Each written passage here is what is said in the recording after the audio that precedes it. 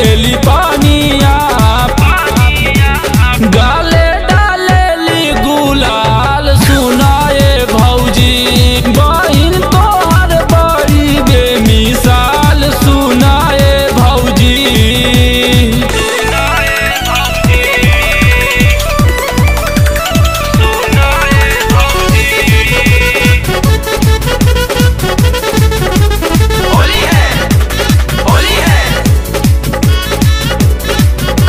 Recording studio भगवा। आलेली धीरी लगालेली फेरा लेके के माछे से करन बखेरा।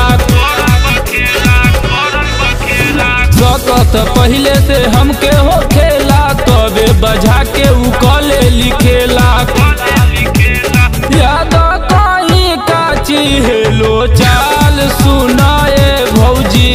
सिस्टर तोहर बड़ी बेमिसाल सुनाए भौजी।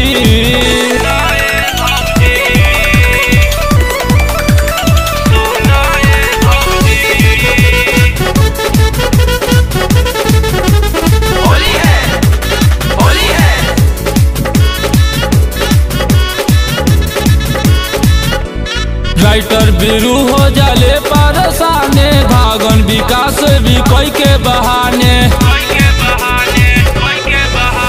धनजी के मुंड हो जाला गरम, नियत के काबू करे ले बरम। मना करे धोली गाले लाल सुनाए भाभी। बहिन तोहर बड़ी बेमिसाल सुनाए भौजी। भौजी तोरा बहिनिया फागुन में फेंकेली